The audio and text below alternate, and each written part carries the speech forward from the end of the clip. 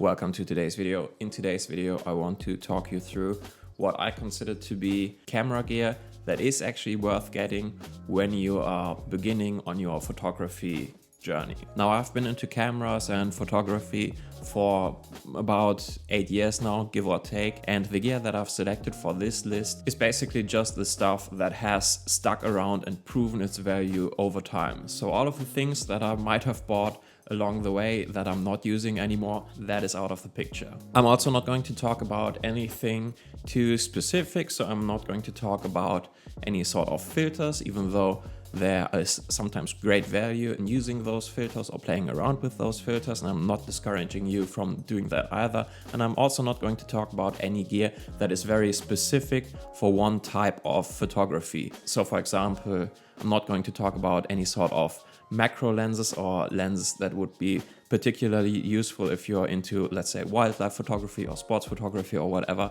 I'm just going to assume that you are new to photography and new to camera gear and that you just got into the hobby not exactly knowing where you want to go with it. So for me personally, for example, my photography centers mostly around, well, documenting my sort of day-to-day life, my travels, and a bit of landscape and maybe even street photography here and there. And with that out of the way, let's get into it. And the first type of item that I want to talk about is your camera bag or your storage situation. And let me just tell you that over the past 8 years or so, I have tried at least a dozen, probably even more, different camera bags and backpacks.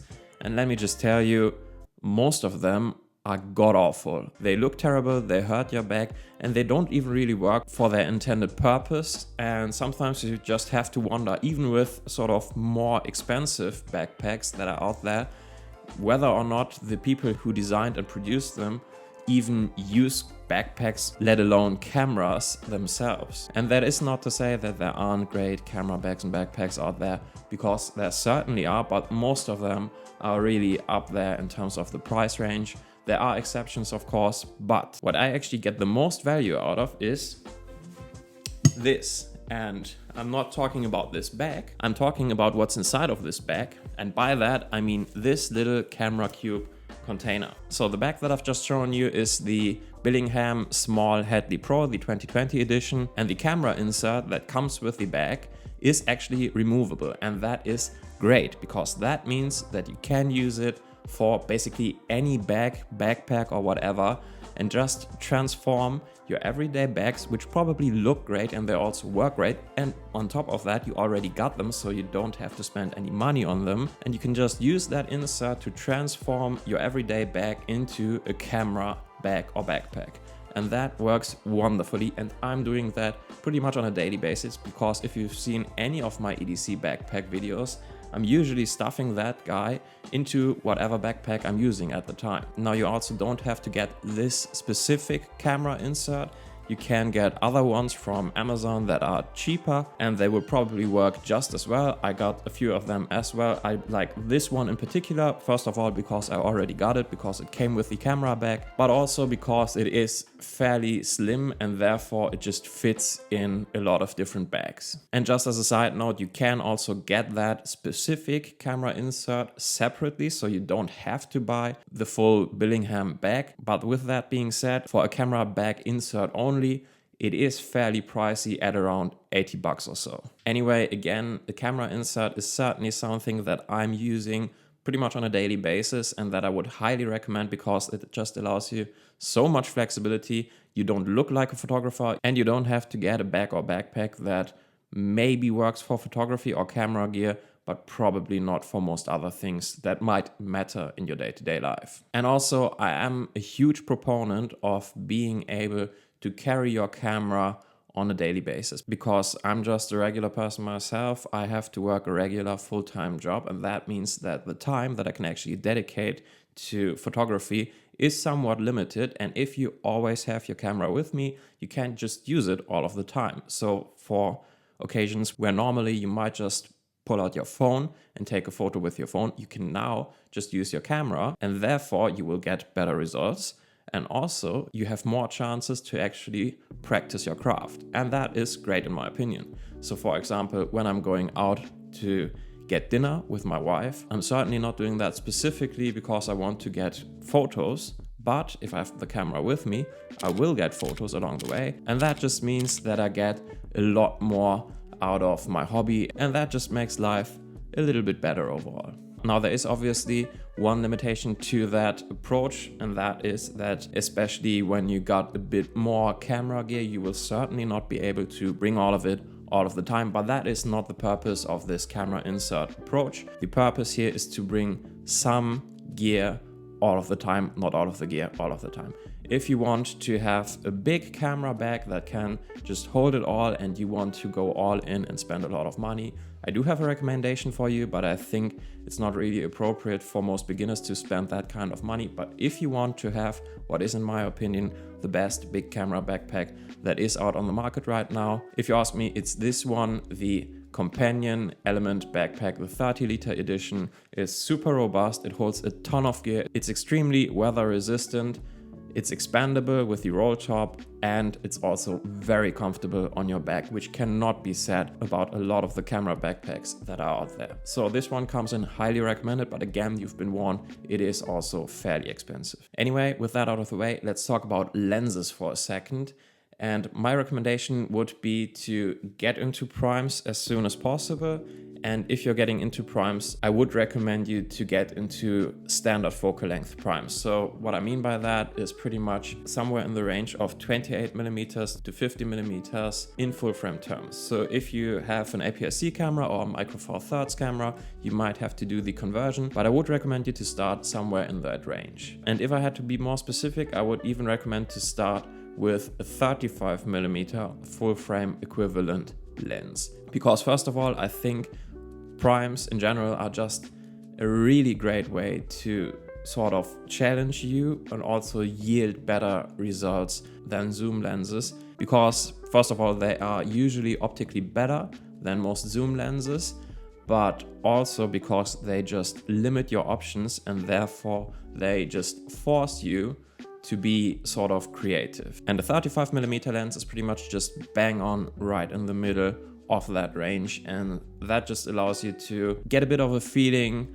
of where your preferences might lie. Maybe 35mm is already it, because if you'd ask me if I could only have one lens, there is a high chance that I would actually go for a 35mm lens, or maybe a 28mm lens, because that's what I've been using on my Leica Q2 for the past 2 years or so. But anyway, when you're using that 35mm lens, you will also just find out for yourself if you would actually prefer to have something that is a bit more zoomed in, for lack of a better word. So somewhere along the lines of 40 to 50mm, or maybe even longer, or if with your shooting style you might want to go with something a little bit wider. Now, I'm not going to recommend any specific lenses because I don't know what camera system you're using, but especially when you're just starting out with photography and camera gear, there is a fairly high chance that you will upgrade your camera somewhere along the way. So I would probably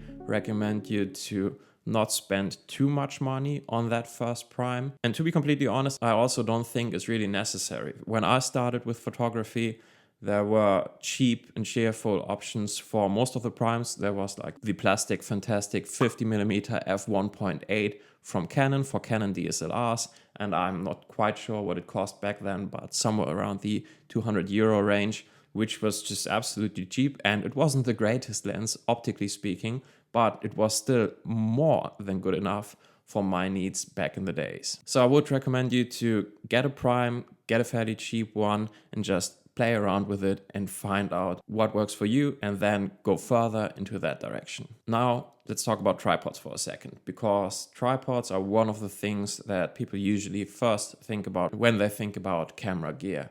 And speaking for me personally, I rarely, if ever, use a tripod for photography. I use tripods a lot for filming videos, as I'm doing right now, but I rarely ever use them for photography. Now, that is probably just me. Other people might use tripods all of the time. But again, I just prefer to be mobile. And for me, tripods usually just sort of get in the way.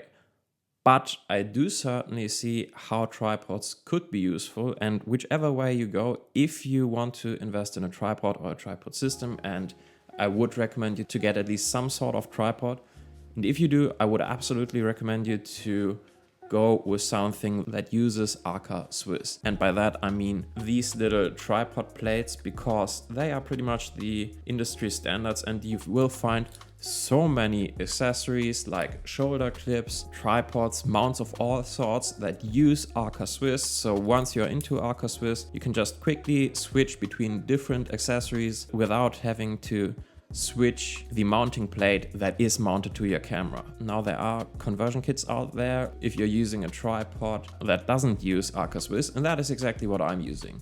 So for example, the camera that I'm filming on right now is a Sony a7 Mark IV. I got an Arca Swiss plate mounted to it all of the time, and I got these Ulanzi Arca Swiss adapters that are permanently mounted to all of my tripods that are not Arca Swiss compliant, so that I can just switch between any of my tripods or my shoulder mounts or whatever with my Sony a7 IV, and I don't have to switch out the tripod plate all of the time, because that is just insanely annoying and it will discourage you from using your tripods and other accessories even more. Anyway, the next thing that I would recommend you to get is a good camera strap. And in my opinion, there are two, maybe three things that make a camera strap great. First one being just the overall quality. You obviously want your camera strap to be reliable, because if that strap fails and your camera drops to the floor, that will probably ruin your day pretty quickly. You also probably want a camera strap that looks pretty decent and fits your overall aesthetic, let's say. And lastly, at least in my opinion, you probably want something that you can attach or detach fairly quickly and without a lot of hassle. And there are a lot of camera straps out there that fit that bill. A lot of people are using the Peak Design strap and strap system, because that is certainly something that is of high quality. You can argue about the aesthetics, but you do have that quick attach and detaching mechanism. But me personally, I'm mostly using two different straps. One is this leather strap, which is made by a small German brand, and it has a fantastic mechanism to quickly attach it to your camera. And it also is absolutely rock solid in terms of its quality and durability. And I think it also looks fantastic. But if I'm not using that strap, I'm probably using this one instead, which is made by Topo Design. And it does have this great quick mechanism to attach or detach it really quickly to your camera. It also doesn't cost a lot, and it is very solid. And again, you can argue about the aesthetics. I personally like it, not all of the time though. But again, camera straps, I certainly think that they can be very useful if you want to have your camera around your shoulder all of the time, because you certainly don't want to have to go through your backpack to search for your camera if you're just out and about and you might see a great opportunity for a photo, because by the time you manage to get out your camera, that opportunity might be gone already. So especially when you're on a holiday, I absolutely recommend you to use a camera strap along with your camera. But again, me personally, I wouldn't go for something that just takes ages to put on and off, because that's just a nuisance. And we certainly don't want to have things that make our hobby any more annoying than it absolutely has to be. Anyway, with that out of the way, let's get to my last recommendation, and that is to get some sort of photo editing software as soon as possible and start shooting RAW. Now, in today's day and age, you can even shoot RAW with your iPhone, and that is absolutely fantastic, because shooting RAW and editing your photos is one of the greatest ways to just get so much more out of your photos than you otherwise would with the photos that just come straight out of your camera. And also, I think it just gives you a deeper understanding of how color works, how dynamic range works, how contrast works, and all of that. And it also gives you the ability to sort of find your own style in terms of how your images look. Now, I'm not going to give you any specific recommendations for software that you might want to use in this video. I might make a separate video about my editing workflow somewhere along the way, but my overall recommendation would be to just get in the cheapest way possible. And I think, especially if you're just starting out, you probably don't need the most capable software systems that are out there. It's probably better to just get something that gets you through the door and that just allows you to play around with your files just for a bit, just in order to get a better understanding of how they actually work. And if any of you who are watching might have a good recommendation for software that might even be free to use, please drop them in the comments down below. And if we get any great recommendations, I will certainly tag that comment. And that's it for the most part, but I got a couple of bonus tips for you. And the first tip, which is not necessarily gear related, would be to get a good structure to organize your files from the get-go. Trust me, it will pay off along the way. The simple reason is that it doesn't matter how great your photos are if you're not able to find them a few years down the road. And you certainly want to take photos with a specific intent to look at them at a later point. And I think having a good file structure is really, really beneficial in that regard. So my personal approach is to create a file structure, first of all, sorted by year. So let's say 1 year is 2023, then by month. A month might be July, and then by occasion, so let's say South England road trip, and then for that specific example I would probably also sort by day, so day 1 of the road trip, day 2 of the road trip, and so on, and then sort by camera. So some images might have been shot on my Sony, some on my Leica or whatever, and if I organize my photos and videos along that structure, I will certainly be able to find them again in the future, and that just makes life a lot easier overall. And another recommendation would also be to pick your favorite images on a regular basis. So let's say on a monthly basis, just go through the images that you've shot and transfer them to your iPhone, so that you got all of your favorite photos in your iPhone or Android, whatever, photo library, so that you can look at them all of the time. Of course, once again, that's kind of half of the fun, is just to look at your images, to look at your memories, to look at the art that you've created. And if you do that on a regular basis, and maybe you even see a bit of improvement in the way you shot your images, the way you edited your images, and so on over the months and years, I think it's a great motivation to go out more and create more memories and create more art. And that in turn makes the whole hobby of photography just more fun. And that's all I got for you today. Thank you very much for watching. I hope this was helpful to you. If it was, let me know by leaving a comment down below. If you have any questions, also just drop them as a comment below, and I see you in the next one. Take care. Bye.